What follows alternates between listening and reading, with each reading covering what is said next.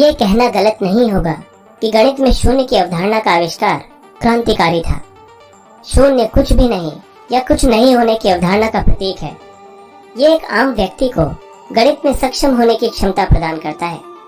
इससे पहले गणितज्ञों को सरल अंक गणितीय गणना करने में भी संघर्ष करना पड़ता था। आजकल शून्य का प्रयोग एक सांख्यिकीय प्रतीक और एक अवधारणा दोनों के रूप में जटिल समीकरणों को सुलझाने में तथा गणना करने में किया जाता है। इसके साथ ही शून्य कंप्यूटर का मूल आधार भी है। लेकिन सवाल ये उठता है कि संख्यात्मक रूप में शून्य का प्रयोग सर्वप्रथम कब और कैसे हुआ था।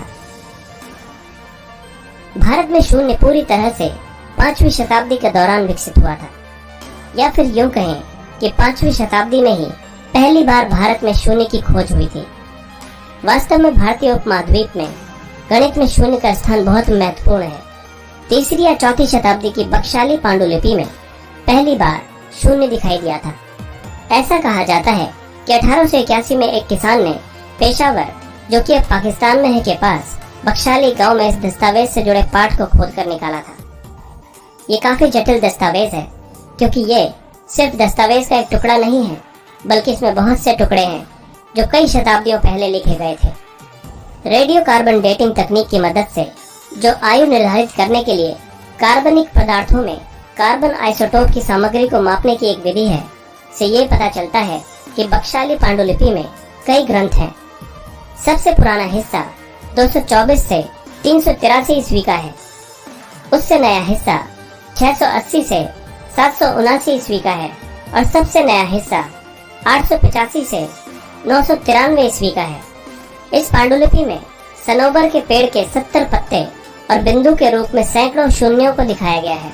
उस समय ये डॉट्स संख्यात्मक रूप में शून्य नहीं थे, बल्कि 101 और 1100 जैसे बड़ी संख्याओं के निर्माण के लिए इसे स्थान निर्धारक यानी कि प्लेस होल्डर अंक के रूप में इस्तेमाल किया गया था। पहले इन दस्तावेजों की सहायता से व्यापारियों को गणना करने में मदद मिलती थी। कुछ और प्राचीन संस्कृतियां हैं जो कि शून्य को स्थान निर्धारक अंक के रूप में इस्तेमाल करती थी।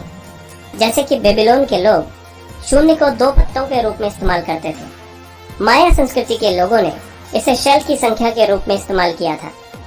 इसीलिए हम ये कह सकते हैं कि प्राचीन सभ्यताओं को कुछ भी नहीं की अवधारणा पता थी, लेकिन उनके पास इसे दर्शाने के लिए कोई प्रतीक नहीं था। ऑक्सफोर्ड यूनिवर्सिटी के अनुसार भारत में ग्वालियर में 9वीं शताब्दी के एक मंदिर के शिलालेख में वर्णित शून्य को सबसे पुराने रिकॉर्ड के रूप में माना जाता है। शून्य भारत में संख्या पद्धति का एक महत्वपूर्ण हिस्सा बन गया है। यहाँ तक कि पहले गणितीय समीकरणों को कविता के रूप में गाया जाता था। आकाश और अंतरिक्ष जैसे शब्द कुछ भी नहीं अर्थात शून्य का प्रतिनिधित्व करते हैं। एक भारतीय विद्वान पिंगला ने द्विआधारी संख्या का इस्तेमाल किया और वो पहले थे जिन्होंने 0 के लिए संस्कृत शब्द शून्य का इस्तेमाल किया था।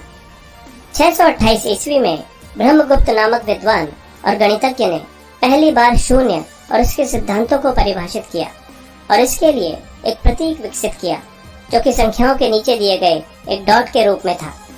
उन्होंने गणितीय संक्रियाओं अर्थात जोड़ और घटाव के लिए शून्य के प्रयोग से संबंधित नियम भी लिखे हैं।